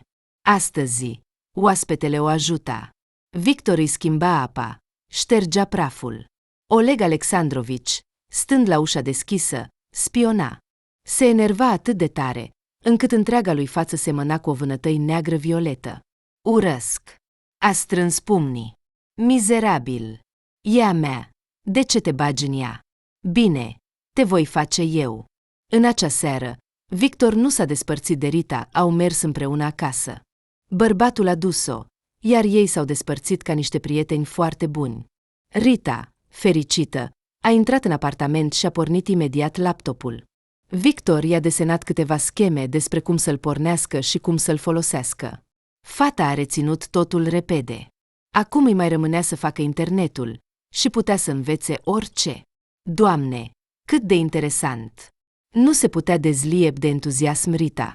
Acum pot face tot. Să desenez, să construiesc grafice, să citesc cărți. Fata a deschis folderul despre care i-a vorbit Victor. Acolo era o colecție a cărților lui preferate. Rita a apăsat pe una dintre ele și a început să citească. Fata s-a trezit când era aproape 3 dimineața. Wow, nu se putea desprinde de lucrare. Câte oportunități am acum! Creierul fetei fierbea, dar totuși a mers să doarmă. A doua zi era muncă, așa că nu putea să stea toată noaptea citind. Dimineața, Rita l-a dus pe Kiril la grădiniță și a dormit câteva ore. Apoi a citit din nou și a început să se pregătească pentru birou. În acea zi, Rita a venit la muncă târziu. Martinov deja începea să se îngrijoreze. Oleg s-a uitat în oglindă și a făcut o față de suferință. Pe fundalul vânătăii arăta într-adevăr groaznic. Bărbatul a scos câteva lacrimi din ochi și a ieșit din birou. Oleg Alexandrovici, ce s-a întâmplat cu dumneavoastră? S-a speriat menajera. Vă simțiți rău? Fața dumneavoastră nu arată bine. Lacrimile curgeau pe obrazii lui Martinov. A început să le șteargă cu mâna, fără să răspundă, și s-a așezat în fotoliu. Oleg Alexandrovici, cum vă pot ajuta? Se îngrijora fata. Poate apă? Rita, toarnă-mi, te rog, vin. Apa nu mă va ajuta în cazul meu, a spus el cu greu. Te rog, ascultă-mă, altfel mă tem că voi avea un infarct. Da, desigur. Menajera s-a așezat în fotoliul de lângă el. Ce s-a întâmplat? Te rog, mai întâi susține-mă. Toarnă-ți puțin vin, asta îmi va da curaj, a cerut el Ritei. Rita se uita la el cu groază. Nu a consumat niciodată alcool în viața ei. Chiar și la petrecerea de absolvire, cât de mult au încercat colegii să o convingă, fata a fost neclintită. Oleg Alexandrovici, îmi pare rău, dar eu nu beau alcool, deloc, a spus ea cu încredere. Dar măcar toarnă puțin, ca să poți gusta, a spus el și a început să plângă. Menajera a fost confuză. Inima ei se rupea de ceea ce se întâmpla cu Martinov. Bărbatul a băut câteva înghițituri și s-a uitat la fată. Ea se uita și ea la el. Rita aștepta să-i spună ceva. Vezi ce s-a întâmplat cu fața mea? A trecut la tu, Oleg Alexandrovici. Din păcate, am căzut în plasa unei femei vicleane. Când ne-am cunoscut, mi s-a părut un adevărat înger. Nu îți poți imagina cât de frumoasă era. Atunci eram naiv. Aspectul ei s-a dovedit a fi înșelător. Martinov a început din nou să plângă. A ridicat paharul și a făcut câteva înghițituri. A așteptat momentul potrivit. În cele din urmă, i s-a părut că a venit timpul. Rita, te rog, susține-mă. Fă o înghițitură, că fără sprijinul tău inima mea se va rupe în bucăți. S-a uitat intens în ochii fetei. Menajera nu putea să înțeleagă ce să facă. Nu putea să-l părăsească pe director în acest moment greu, dar nici nu voia să bea. Fata a suspinat și, închizând ochii, a făcut câteva înghițituri. Instantaneu, tot corpul ei s-a umplut de căldură, tensiunea a dispărut, iar Rita a început să se simtă mai bine. Voiam să mă căsătoresc cu ea, nu voi ascunde, a continuat Oleg Alexandrovici, dar recent am aflat că mă înșală. Frații ei m-au amenințat, aproape mi-au scos un ochi. De asemenea, ei își țin tatăl meu, se poate spune, ostatic. Victor nu știe nimic și te rog, nu-i spune nimic despre asta, așa că... Această femeie, fosta mea logodnică, acum mă amenință că dacă nu mă căsătoresc cu ea, își vor omori tatăl. Nu știu ce să fac. Astăzi mă gândeam să mă sinucid. Rita a simțit o ușoară amețeală. Nu înțelegea ce se întâmplă cu ea. Iată, bea. Îți va fi mai ușor. E apă. Martinov i-a întins un pahar cu vin. Fata a făcut câteva înghițituri, iar alcoolul a ars-o din nou în gât. A sărit în picioare, iar totul a început să se învârtă în jurul ei. Te rog, ajută-mă. Nu mă lăsa. A ajuns la ea vocea lui Oleg Alexandrovici. Bărbatul a sărit și a dus paharul la buzele fetei. Rita nu înțelegea ce se întâmplă cu ea, dar a simțit din nou cum ceva fierbinte îi intră în gât. A fost pe punctul de a vomita. Totul e bine. De undeva departe se auzeau cuvintele lui Martinov. Sunt cu tine, Rita. Directorul a închis biroul cu cheia și a stins lumina. Bucătăria din birou nu avea feronerie, așa că nimeni nu putea vedea nimic. Când s-a întors, menajera era inconștientă. Oleg Alexandrovici se bucura de victoria sa. A fost cea mai bună noapte din viața lui. Rita s-a trezit abia dimineața. Martinov a văzut că fata a deschis ochii. El o îmbrăcase deja, așa că nu erau semne de violență. Rita, cum ești? A întrebat-o. M-ai speriat. Ai pierdut cunoștința. După 2 înghițituri de vin. Probabil ai intoleranță? Nu știu. Fata s-a apucat de cap, care o durea atât de tare, încât o făcea să nebunească. Te-aș duce acasă, dar nu știu unde locuiești, a spus calm directorul. Menajera a ajuns cu greu la mașina lui. O durea stomacul, îi era amețeală. Rita, nu veni azi, a spus Martinov la despărțire. Vei veni la muncă când te vei simți mai bine. Rita a ajuns cu greu la patul ei și a căzut pur și simplu în el. Ochii ei s-au închis imediat și a căzut într-un somn profund. Martinov s-a dus spre casă. Se simțea cel mai fericit om. După mulți ani de relații amoroase, Totul îi devenise plictisitor, dar noaptea de azi a fost ceva neobișnuit.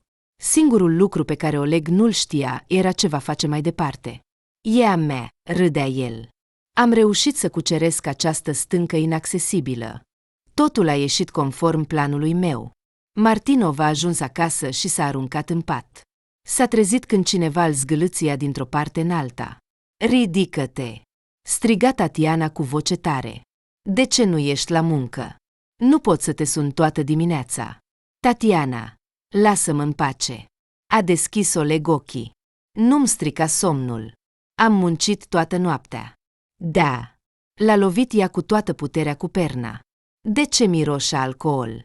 Unde ai fost noaptea trecută, nenorocitule?" Nu se dădea bătut logodnica și i-a aruncat tot ce-i cădea în mână. "Idiotă!" A sărit Oleg. "Ai înnebunit complet. Nu voi supraviețui până la nuntă. Mă vei trimite mai devreme în lumea de dincolo. Răspunde, unde ai fost noaptea asta?" A apucat Tatiana cureaua care zăcea pe podea. "Tevo. La muncă, îți spun, un proiect a picat, nu ne-au plătit, așa că am încercat toată noaptea să găsesc o soluție," i-a spus el o legendă inventată. "Nu sunt de fier, așa că am băut puțin vin ca să mă relaxez, iar acum pot să mă lași în pace." Tatiana a aruncat curea pe podea și a ieșit din dormitorul lui Martinov. Se părea că Oleg spunea lucruri raționale, dar dintr-un motiv oarecare, ea nu-l credea. "Bine, acum te voi verifica în fiecare zi," și-a promis ea. "Nu-ți voi mai da nicio clemență. Avem curând nuntă. Fie te schimbi, fie te omor. Nu există alte opțiuni." Martinov a vrut să adoarmă din nou, dar nu a reușit. S-a ridicat nemulțumit din pat și s-a dus la duș. Pe drum, și-a amintit ce s-a întâmplat în noaptea aceea și i s-a ridicat moralul. Și ce să fac acum cu ea? Evident, nu mă voi căsători cu ea, raționa bărbatul. Asta e. O legătură de o noapte, așa că nu am nimic serios cu ea.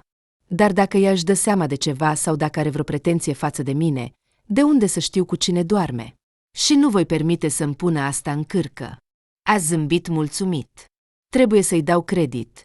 Oleg chiar zbura de fericire. Această nevinovată Rita l-a ajutat să experimenteze niște sentimente noi, dar în același timp i-a crescut apetitul. "Salut, Victoria," a sunat el numărul amantei. "Ce mai faci? Ne-am văzut de mult. Îmi era dor de tine." Martinov a câștigat o oarecare încredere în sine. Era un adevărat Mao în ochii lui. Bărbatul a anunțat că nu va fi la muncă azi. A îmbrăcat o pereche de pantaloni strâmți și puloverul preferat al Victoriei. Partea violetă a feței lui, desigur, provoca nedumerire, dar Oleg s-a obișnuit cumva cu vânătăile sale. Pentru Victoria avea o poveste pregătită despre cum a căzut și a fost aproape să se lovească. "Dragostea-mi dă aripi," cânta Martinov. "Doamne, acum pot face orice." Oleg s-a înțeles să se întâlnească cu Victoria lângă un salon de înfrumusețare. Ea avea liber azi și își făcea manichiura. Bărbatul de data aceasta nu s-a complicat cu flori. Era sigur că Tatiana nu-l va urmări azi, dar totuși s-a asigurat. "Oleg, Doamne, ce ți s-a întâmplat?" Victoria se uita cu groază la fața lui. "Te-au bătut?" "Victoria, nici nu-ți poți imagina ce tragedie mi s-a întâmplat," a răspuns Martinov. "Ei bine, îți voi povesti despre asta mai târziu." "Ei bine, vino aici. Mi-a fost atât de dor de tine." A început să-și sărute amanta. Tatiana a observat deja de câteva minute tot acest haos. Apoi a bătut în fereastră. Martinov a sărit de spaimă. Nu voia să deschidă ușa. A pornit repede mașina și a vrut să plece, dar blonda i-a blocat calea. "M-ai săturat cu urmărirea ta," a strigat Martinov în gura mare, când a ieșit din mașină. Tatiana nu i-a răspuns nimic. S-a înfipt repede și l-a lovit în ochiul drept. "Nebună!" a strigat Oleg, ca tăiat. "Te urăsc! Du-te de aici!" Victoria a ieșit din mașină fără să fie observată și a fugit. Intuiția ei îi spunea că îi se va face același lucru. "Așa că," a spus Tatiana rece, "nu va fi nicio nuntă. Nu am nevoie de un astfel de câine. Ai înțeles? Du-te dracului din viața mea. Așa că e bine. Pleacă, curvă fără minte." S-a certat Martinov. A încercat să-și deschidă ochiul drept, dar nu a reușit. S-a așezat în mașină, s-a uitat în oglindă. De spaimă, nu putea scoate niciun cuvânt. Martinov semăna cu un reprezentant al unei rase foarte elitiste de iepuri cu 2 vânătăi sub ochi. Doamne, ce mi-a făcut? A deschis gura de spaimă. Cum voi merge acum la muncă? Ce nebună! Martinov a ajuns acasă, iar tot fericirea lui era distrusă. A pus gheață pe față, iar durerea s-a mai calmat puțin. Idiotă! Cum poți trăi cu așa ceva? Se gândea Oleg. Poate că mă va omor, slavă Domnului. Între noi totul s-a terminat. Nu mă voi căsători cu ea. Rita a reușit să-și deschidă ochii seara. A realizat că azi nu trebuie să meargă la muncă. Fata a avut dificultăți să-l ia pe Kiril de la grădiniță. În acea zi, mama lui a venit repede după el, așa că Rita s-a întins din nou să doarmă. Era aproape 6 când Victor a intrat în biroul fratelui său. Dar el nu era acolo. I s-a spus că nici menajera nu va fi astăzi. Bărbatul a vrut să-i ofere fetei ajutorul său în stăpânirea programelor de calculator. Nu putea să se impună, dar ceva îi spunea că ar putea să o facă. În plus, Victor nu voia intenționat să ia numărul ei de telefon sau să-i afle adresa. Ei bine, a suspinat el, voi veni mâine. Poate că Oleg va veni la muncă. Martinov a închis gura de frică când, a doua zi dimineața, s-a uitat în oglindă. Arăta atât de groaznic, încât avea nevoie de o săptămână de pauză. I se părea că pe fața lui nu era niciun loc viu. Nu vreau să mă fac de râs așa. Cu o vânătăi, toată lumea râdea de mine, dar dacă mă voi prezenta la birou cu 2, voi pierde complet autoritatea în ochii lor. Dar angajații lui Oleg Alexandrovici s-au bucurat toată săptămâna. Șeful nu era, așa că nu era nevoie să muncească prea mult. Ei bine, comportați-vă măcar puțin mai modest, a miustrat adjunctul colectivul. Cine știe, poate că ne urmărește pe camere. A fost cea mai grea săptămână din viața lui Martinov. Era blocat. Euforia victoriei sale asupra Ritei a dispărut repede, iar Oleg a rămas cu nimic.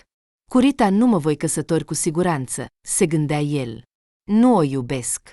Probabil că am început totul în zadar, se gândea bărbatul. Bine că nu-și amintește nimic. După 3 zile de nimic făcut și stat acasă, Oleg a început să înțeleagă că, oricât de isteric ar fi fost Tatiana, avea nevoie de ea. Dumnezeule! Femeie! Mă mănâncă pe dinăuntru, se certa Martinov. Vrea să o uit, dar nu pot. Bărbatul și-a amintit că femeia s-a despărțit de el. Desigur, trebuie să-i dau credit pentru cât a suportat. Nu oricine ar putea. Iată că am ajuns la capăt, s-a apucat Oleg de cap. Tatiana m-a părăsit. E mândră. Acum cu siguranță nu se va întoarce la mine. În cele din urmă, Rita s-a recuperat și, după 2 zile, a revenit la muncă. Directorul nu era. I s-a spus că a plecat pentru o săptămână, dar în acea seară a fost prinsă de Victor. Victor, salut! S-a bucurat fata. Ce mai faci? Nu te-am văzut de mult. Bună, Rita, mă bucur să te văd. Am venit ieri, dar nu erai în birou. S-a întâmplat ceva, a răspuns el. Da, am fost puțin răcită, a suspinat menajera. Azi mă simt deja mai bine. Rit, voiam să-ți ofer ajutorul meu, a spus oaspetele. Știu multe programe, nu trebuie să-mi plătești nimic. Plec în Cehia peste o săptămână, am acolo afaceri. Victor, îți mulțumesc foarte mult, a zâmbit Rita. Mi-ar plăcea foarte mult. Atunci hai, te voi lua de aici și te voi învăța timp de 2 ore. Nu e greu, s-a bucurat el. Rita se întorcea acasă cu o stare bună. Acum, când va stăpâni programele importante, va avea ocazia să se angajeze ca secretară sau manager. Fata și-a amintit de propunerea lui Martinov. De câteva zile încerca să înțeleagă ce s-a întâmplat cu ea în acea seară. El vorbea despre logodnica lui și despre șantaj. Apoi am băut puțin vin și mi-a fost rău. Nu mă amintesc mai nimic, se gândea ea. De ceva, în interior, îi era foarte neplăcut din cauza acestei situații, dar nu putea să înțeleagă de ce. Dacă am fost inconștientă, nu am putut face nimic, dar el a putut să facă ceva? O idee teribilă i-a străbătut mintea, iar fata a încercat să o alunge. Rita a decis să se concentreze pe lecțiile cu Victor, pe care el le va ține de mâine. Victor, după ce a ieșit din biroul fratelui său, L-a sunat. Era puțin îngrijorat. Da, am răcit. Te rog, spune părinților să nu vină la mine, altfel cineva se va îmbolnăvi de la mine. Dacă am nevoie de ceva, voi suna eu, a răspuns Oleg și a închis telefonul. Victor a ajuns acasă și, la cină, i-a povestit lui Alexandr Victorovici despre Oleg. Acesta a tăcut, era evident că nu era mulțumit. Acest idiot va rămâne fără nimic, a spus el cu răutate. Tatiana l-a prins din nou cu vreo femeie și i-a dat un alt ochi umflat, așa că stă acasă, nu are gripă. Mi-a spus ieri și mi-a povestit totul. În general, nu mai are puterea să se ocupe de el. Eu nu voi mai alerga după el. Gata. Va deveni cerșetor. Înseamnă că așa trebuie să fie. Un bărbat matur, dar fără conștiință deloc. Victor s-a dus să doarmă și a început să se gândească la fratele său mai mare. Desigur, nu-l înțelegea. Dacă avea o astfel de slăbiciune pentru fete, putea să aleagă una care să-i placă cel mai mult. Dar așa, să sară pe prima care ieșea în cale, care era sensul. În primul rând, Oleg a riscat întotdeauna. Fiecare dintre ei spunea că ea este singura din viața lui, așa că era foarte ușor să fie prins. Dar care era bucuria unei relații, dacă te ascunzi mereu de toți? Nu mă voi băga în viața lui, a suspinat bărbatul în cele din urmă, fiecare trebuie să răspundă pentru faptele sale. A doua zi s-a dus la Rita, fata a terminat repede curățenia și deja l-aștepta. Victor nu s-a înșelat. Rita s-a dovedit a fi foarte isteață. Prindea totul din zbor. Era ușor să lucrezi cu ea. Tu, mai întâi, învață programele de bază, iar apoi poți face și ceva mai interesant. Atunci vei avea mai multe șanse să găsești un loc de muncă bun. Știi câți oameni sunt acum căutați? Foarte mulți. Principalul este ca nivelul tău de cunoștințe să fie ridicat, spunea Victor, când Rita nota ceva în caietul ei. Victor, ce crezi? Voi putea să învăț ceva singură. Așa, încât să nu mai am nevoie de o educație universitară, s-a interesat ea. Poți, a zâmbit el. Din nou, principalul este nivelul tău de cunoștințe, nu diploma. Dacă în portofoliul tău vor fi câteva lucrări serioase, atunci asta este mult mai important decât o bucată de hârtie. Acum poți face totul. Rita s-a gândit. De la astfel de perspective, capul ei s-a învârtit. Fata înțelegea că poate merge în orice domeniu, nici măcar nu știu ce mi-ar plăcea, a suspinat ea, totul este atât de neașteptat. Nu-ți face griji, cu timpul va veni. Poate că vei încerca mai întâi să lucrezi într-un domeniu, iar dacă nu ți se potrivește, atunci vei alege altceva, a răspuns oaspetele. Victor a plecat, iar Rita nu putea să-și liniștească mintea. A simțit o atât de mare sete de cunoștințe, încât era gata să stea la computer și noaptea. În primul rând, fata a decis să învețe să scrie repede și să stăpânească Word, iar apoi ceva pentru creativitate. Pot deveni designer sau programator, ca Victor, a adormit Rita. Deci, va ieși că pot termina niște cursuri și să încep să lucrez. De exemplu, să nu învăț pentru secretară. Pur și simplu treci prin câteva luni de învățare și gata, se gândea ea. Fata simțea că în viața ei a avut loc o întorsătură foarte importantă. A încercat să privească viața ca Victor. Și i-a plăcut această viziune. Se pare că poți atinge totul singur. Banii, desigur, sunt necesari, dar acum nu mai erau cei mai importanți. Cel mai important este mintea. Dacă funcționează bine, poți deveni oricine. Aproape o săptămână, Martinov a înnebunit. La sfârșitul autoizolării sale, a înțeles că fără Tatiana nu poate merge nicăieri. Lera, Victoria și așa mai departe erau doar temporare, iar el nu voia să trăiască cu ele. Dacă nu mă omoară, atunci căsătoria noastră poate dura până la adânci bătrâneți, se gândea Oleg, cum să mă împac acum cu ea? Martinov s-a uitat din nou în oglindă. Așa să-ți pictezi fața, nici cu vopsele nu ar reuși cineva, iar el avea aceste pete roșu maro-violet care erau chiar acceptabile. Bine, oricum voi încerca, a suspinat el și a început să se pregătească pentru Tatiana. Martinov nu s-a îmbrăcat elegant. A cumpărat un buchet uriaș pe drum, dar nu a crescut. Ultimele flori din mâinile Tatianei erau o armă periculoasă. Bărbatul s-a oprit lângă casa cunoscută, a sunat la interfon. Nimeni nu a deschis mult timp. În cele din urmă, Tatiana a apărut în curte. Se grăbea. Mâinile ei erau strânse în pumni. Tatiana, salut! A spus timid Martinov și a întins buchetul său. Femeia a tăcut. Dar după un timp, nu a mai rezistat și a izbucnit în râs. Oleg arăta atât de amuzant, încât era imposibil să te abții. Can, a început el discursul său, recunosc complet că te-am înșelat și acum îmi pare foarte rău. Te iubesc doar pe tine. Nu am nevoie de nicio altă fată. E greu de crezut. A răspuns ea printre râsete. Și ce intenționezi să faci? Să mă căsătoresc cu tine. A coborât ochii. Ești cu mine la o nuntă. Acum, pentru a sublinia importanța, a adăugat Oleg. Numai să nu spui că te juri pe fidelitate. A râs din nou blonda. Jur, a răspuns el imediat, și pot chiar să-ți ofer o listă cu toate fetele cu care te-am înșelat. Dumnezeule ferește! Mi s-ar rupe mâinile dacă le-aș lovi pe toate, a glumit femeia. Ei bine, Don Juan, intră. A deschis poarta. Dar tatăl tău nu mă va certa, a spus oaspetele cu frică.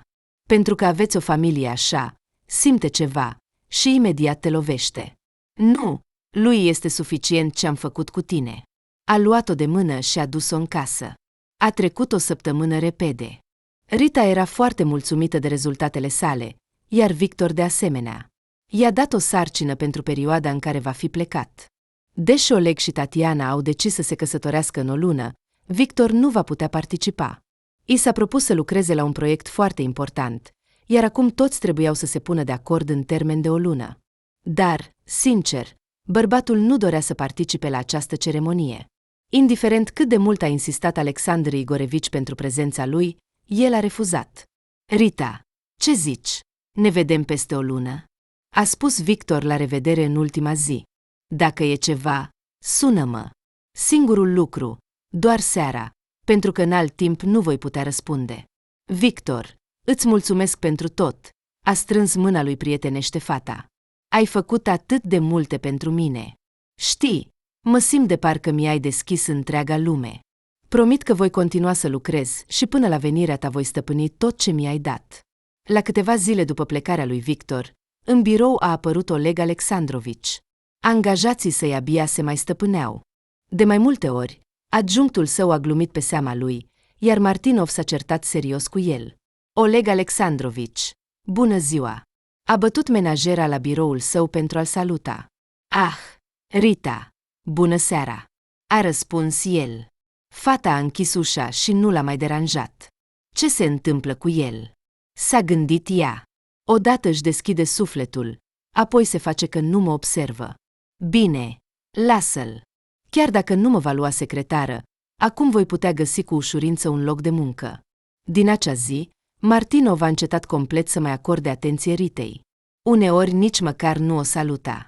La început, fata s-a simțit puțin jignită, dar apoi a decis să nu mai acorde atenție la toate acestea. Rita se gândea deja că în o lună sau două va încerca să meargă la interviuri, când într-o dimineață i s-a întâmplat ceva. Fata a alergat rapid la baie, o durea stomacul și avea o mare amețeală. Rita a pus asta pe seama unei intoxicații, dar când această stare a durat câteva zile, fata s-a speriat serios. A mers la doctor. Felicitări! Ești însărcinată, a zâmbit doctorul. Poți să te înregistrezi. Ești în a 5-a săptămână. Cum adică însărcinată? S-a uitat Rita la ea cu groază. Nu am avut niciodată un bărbat în viața mea. Fată, nu mai da bătăi de cap. Înseamnă că ai rămas însărcinată de la Duhul Sfânt, a răspuns doctorul cu răutate. Uite-ți partenerii, căci te întâlnești imediat cu mai mulți, iar apoi nu știi de la cine să naști. Rita a ieșit și a început să plângă. Tot ce i-a spus acum doctorul părea o greșeală.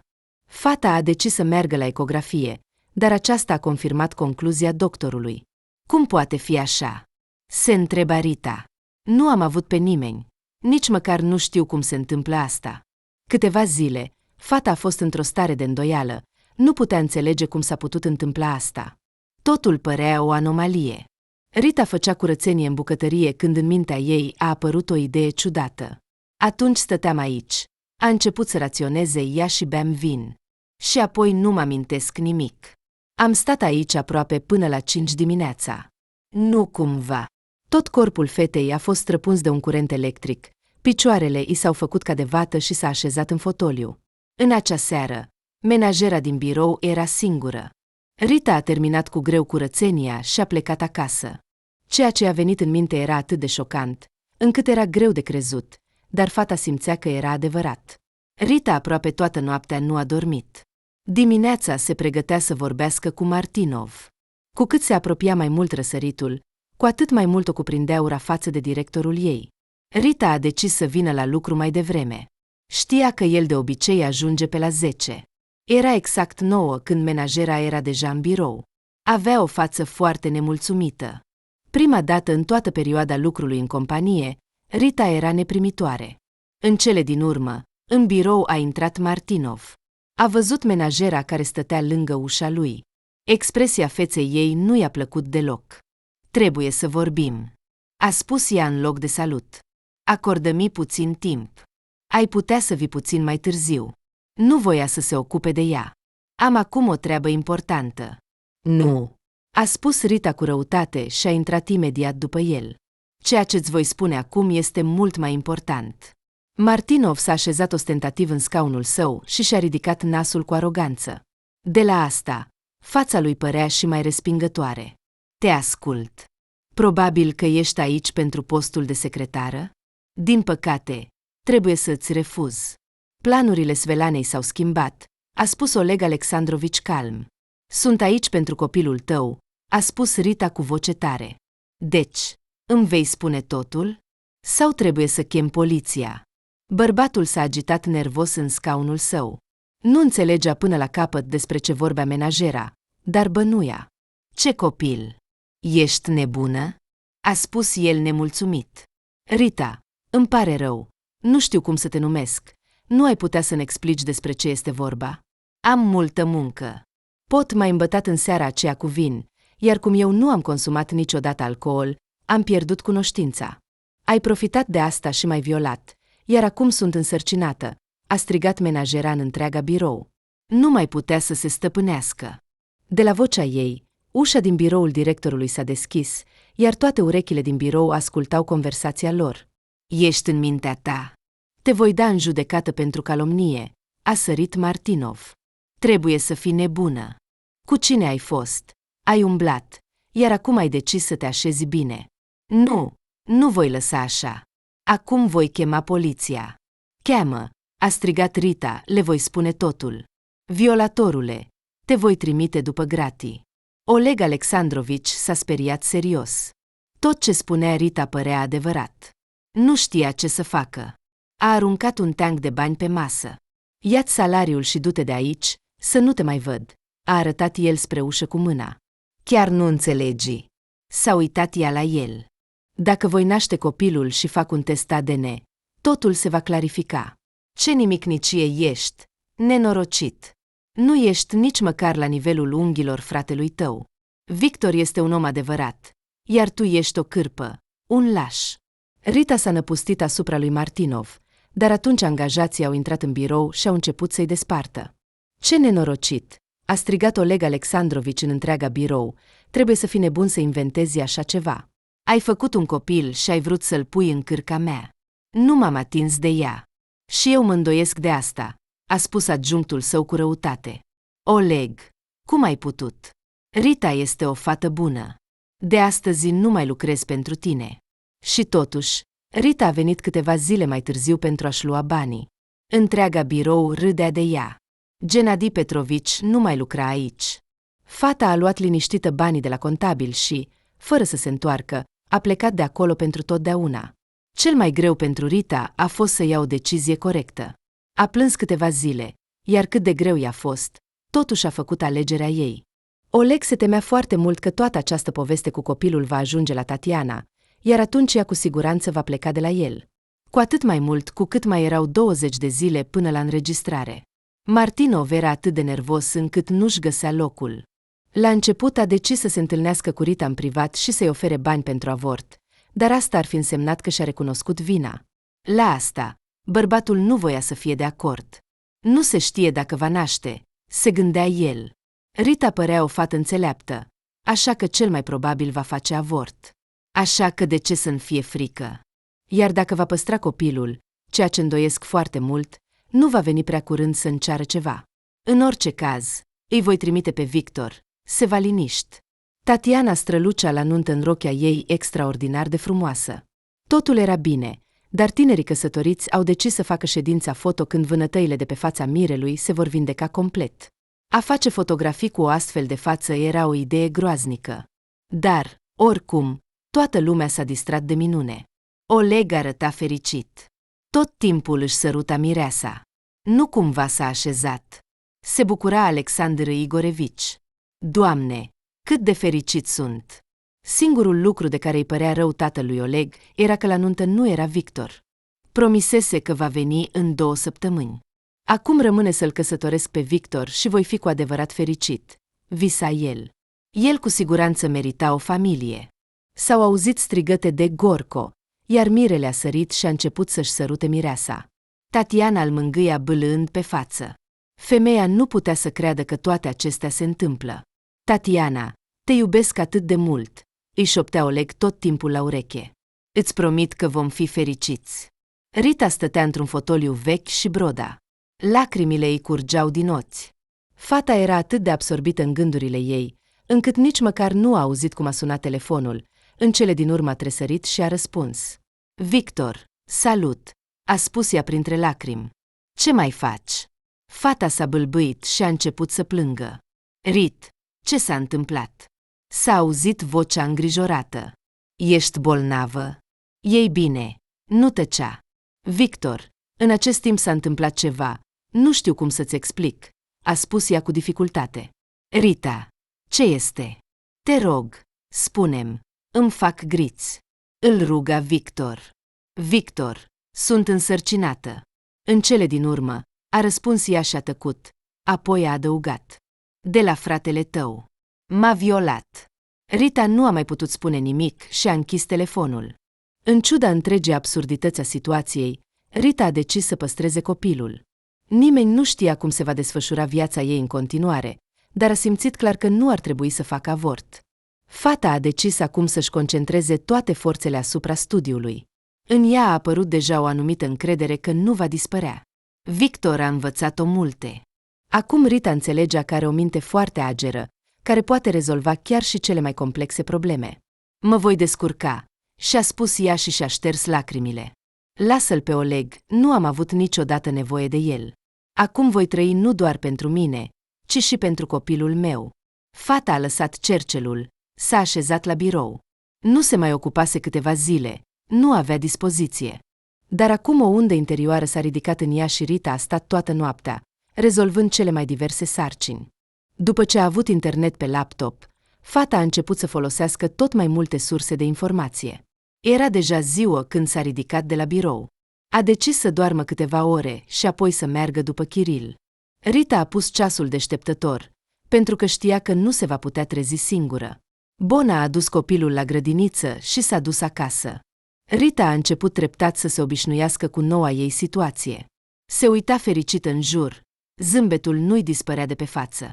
Fata și-a pus mâna pe burtă. Desigur, embrionul era încă mic, dar îi se părea că deja îl simte. Interesant, cine va fi, băiat sau fetiță? Se gândea ea. Deci nu-mi pasă. Principalul este ca copilul să se nască sănătos. A respirat adânc și s-a uitat în depărtare. În interiorul ei era un singur cuvânt pe care dorea să-l spună acum. Mulțumesc, a spus Rita cu voce tare. Promit că voi iubi și voi avea grijă de copilul meu. Victor, din aeroport, împreună cu valiza, s-a dus imediat la fratele său. Abia a suportat toată această vreme. Bărbatul nu dorea să discute despre asta la telefon. Victor. S-a speriat Oleg de surpriză când fratele său mai mic i-a deschis brusc ușa. A simțit imediat un sentiment neplăcut. Ce nenorocit ești! A strigat el din toți rărunchii. Înțelegi ce nenorocit ești? Hei, mai încet! Ești în biroul meu!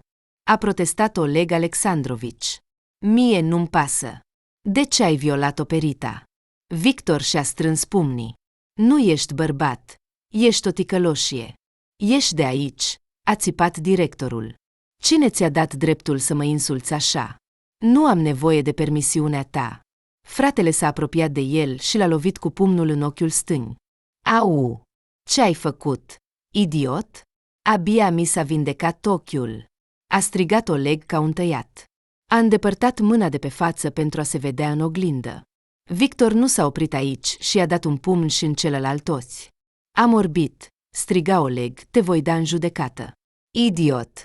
Te vor băga la închisoare. Mai bine ai fi fost orb, a blestemat fratele mai mic, a apucat valiza și a ieșit repede din birou. Ambulanță! Cineva chemați ambulanța! Striga directorul în întreaga birou. Ajutați-mă! Victor a luat un taxi și s-a dus la Rita, fata nu se aștepta să-l vadă. Trebuia să aterizeze doar peste o săptămână. Victor! Se uita ea la el uimită. De unde ești? Pe fața ei a apărut un zâmbet. Mă bucur atât de mult să te văd. După o jumătate de oră, stăteau în bucătărie și beau ceai. Oaspetele se gândea tot timpul la ceva. Dacă vrei să faci avort, eu voi plăti tot, a spus el în cele din urmă. Rit, gândește-te ce este mai bine pentru tine. Victor, vreau să nasc acest copil. Da, această viață a fost concepută prin minciună, dar eu am fost inconștientă, așa că nu simt o aversiune atât de mare față de asta. Am senzația că copilul nu este vinovat. Rit, te iubesc și nu-mi pasă ce alegi. A luat-o de mână. Trebuie doar să știi că, indiferent ce se întâmplă, voi fi mereu cu tine. Au trecut câțiva ani. Salut! Cât de mult ne-ați lipsit! Îmbrățișa Alexandru Igorevici întreaga familie a fiului său mai mic. Rudele noastre, iubite! Bunicul îi lua pe rând în brațe pe toți copii. Nikita, cel mai mare, i-a întins bunicului mâna. Acesta a strâns-o cu plăcere. Uite ce mare ai crescut! L-a mângâiat pe cap Alexandru Igorevici, un adevărat bărbat. Dă-mi și mie pe această fetiță. A întins mâinile către cea mai mică nepoată, pe care o ținea Rita. Da, ești butonul nostru. S-a emoționat bunicul. Anastasia, bunica a luat-o de mână pe fetița cea mare. Hai să mergem în casă. Ce frumoasă coafură i-a făcut mama ei. Tatăl și fiul s-au îndepărtat puțin de partea feminină, iar Nikita nu mai avea răbdare să-l întrebe pe Victor ceva. Don Juan mai trăiește? A întrebat fiul mai mic pe drum cu un zâmbet. Oh, și nu mă întreba. E la spital, a suspinat Alexandru Igorevici. Acest idiot a sărit de la etajul 2 de la manta lui, iar Tatiana l-aștepta jos. Ei bine, i-a făcut și lui. În general, are o fractură la piciorul drept, multe vânătăi și contuzii. Și cum trăiește cu el? Asta cred că doar mormântul poate să-l îndrept, a râs Victor. A făcut un singur lucru util în toată viața lui, și acela ilegal. Dar, cu toate acestea, Nikita este cea mai bună creație a lui. Aha, spune-i asta. Nu l-a recunoscut niciodată și nici nu trebuie. De ce are nevoie un copil de un astfel de idiot ca tată? I-a șoptit la ureche Alexandru Igorevici. Știi, Victor, el este fiul tău, iar faptul că Oleg a participat cumva la asta nu are nicio importanță.